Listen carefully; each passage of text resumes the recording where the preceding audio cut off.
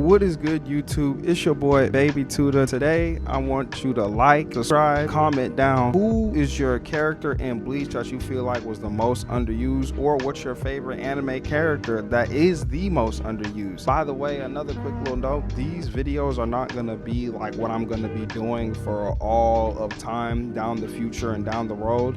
These videos are just little videos here and there to fill the gaps in between the big green screen videos, which, by the way, this weekend the history of Trunks will be dropping. Yes, we'll be dropping green screen videos. That's still the primary video, so please don't unsubscribe. Jesus Christ. But anyway, guys, what's good? It's your boy Baby Tuda, and I'm back again to talk about, to me, underusage in anime characters, but we're only going to talk about one show today, which is Bleach, an anime of the big three that we all know and love. Now, it wouldn't be a soapbox moment if I didn't get to at least hating on some shit that I feel like was kind of stupid. What I felt like was kind of stupid in Bleach was the fact of, you got characters like Ikaku and Shuhei Hisagi, two top tier characters as far as written, to me, side characters that were written that end up having a not such a good like closing to their character arc. I feel like in anime, when you go back and look at all your favorite characters, they often have an arc where they're starting to become who they are. They end up becoming who they are. They end up changing into something or becoming worse. And then you kind of get like a full character arc for a lot of characters, right? Here's the thing though. The thing that kind of makes me so mad about it was the fact of characters who are written in Bleach have like really top tier characters, like really top tier backstories. So one of my favorite characters in Bleach is Ikaku, and Ikaku, whatever you want to call him, Ikaku or Ikaku, like my boy Ricky say, Bleach is filled with the most suave characters of all time. They have a lot of cream coat moments. They pull up very unexpectedly with the clean shit. And seeing his backstory about how he came up with the Lucky Dance and how he lost to Kenpachi and how he doesn't want to serve under anyone other than Kenpachi and wants to die as Kenpachi's subordinate, to me is kind of a special thing, right? We see through his character and his development that this shit happens so fast, because we go from him, I'm talking about fighting a Arankar, even though he wasn't even ranked, but an Arankar, full out Bonkai. But the way it happened though, it looked like he was about to lose. They was getting the funeral shit ready, and then all of a sudden that shit hit my boy. And that boy said, my blockheaded friend. Like, I don't remember what he said bar for bar, but I do remember when he hit that, make sure, hey bro, nobody watching, right? Nobody watching. Bankai! Absolute cinema. You get absolute cinema for this character in his defining moment. His defining moment was absolute cinema with the what? Uzuki Baru! That shit was hard. That shit is hard. And he was boxing. And I just like his whole thing with the names, about names, and when he trained Renji and you see, oh, Renji's post up look a lot like Ikaku's post up because that was his master and who trained him for his basics. I can't lie to y'all. That's one like variation of what I'm talking about for wasted potential in Bleach. Another one that I'm gonna sit here and talk about, I ain't gonna lie, respectfully, my boy Shuhei Hisagi, not even finna hold you, probably one of my personal favorite underrated anime backstories of all time.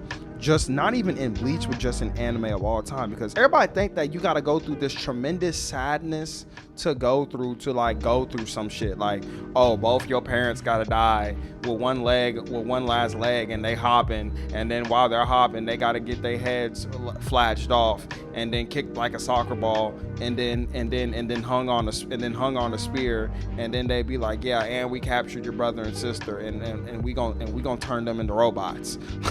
Like, it's got, like, for people to be like, oh man, that one just hit.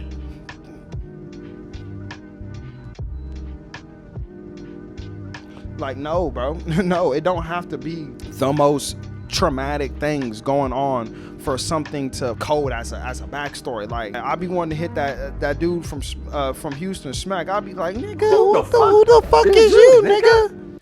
No, it's like this. Cause I told him him to take your bitch ass back because he got my number directly. Oh, ass. And it's like, but anyway, I just wanted to get that. I just wanted to say, you know what I'm saying? This is my soapbox. This is just gonna, hey, y'all gonna have to get used to this, baby. I ain't gonna lie. I'm just gonna be talking respectfully. I'm Chatty Cathy. You know what I'm talking about? So boom, Shuhei, him going through what he was going through, just as a character, about him having this fear of the blade.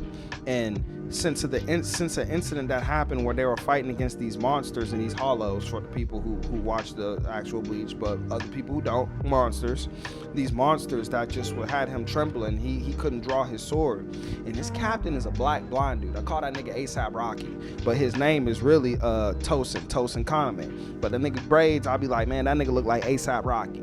So he goes up to ASAP Rocky. Shuhei go up to ASAP Rocky, and Shuhei like, Captain, I can't even go out there and fight no more. It's too much. Every time the battle starts, I start shaking. I run away. I fear death. I fear my enemies too much, and I can't be myself. So then the captain tells him, well, but to be, not to be. He starts talking about how he's blind, so everything he does, he's fearful of. I'm scared to walk steps forward. And as he's saying he's afraid to walk steps forward, he literally is walking to the edge of a cliff to prove the point. Merely taking a step is so fearful for me. I have never known what this world looks like. So I'm afraid of almost everything. And we see that's why him and Kenpachi don't get along very well, because Kenpachi's way of the sword is to embrace death and to not fear anything, while his is to fear the way of the sword. So that's why those two always gonna have opposing wills, because they're like oil and fucking water. They can't mix together. So with that being said, Shuhei ended up with the perfect captain at that time to help him get through his trauma, if you will.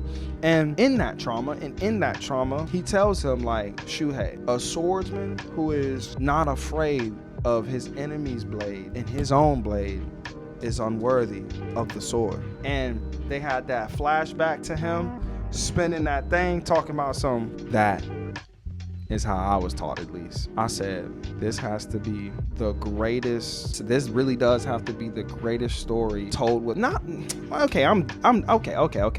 glazing a little bit. Not the greatest story, but one of my personal favorite stories, at least to deal with the sense of fear not always being a bad thing. And like I said, though, these are really good characters, but never ever expanded on after these amazing backstories. They just never ever got touched up on.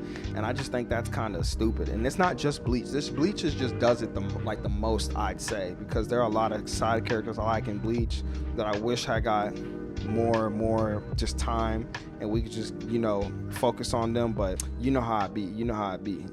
Nothing can't be perfect. But yeah, guys, that'll do it for this video. Once again, make sure you like, subscribe, comment down. This is not going to be the format, by the way. I'm just going to keep reiterating that this is not going to be the format. Real green screen videos will be coming out. This is just short videos so I can just edit really quickly. But anyways, it's been Baby Tuda. I'll always love you guys, and I hope you guys will always love me. Peace. Arigato.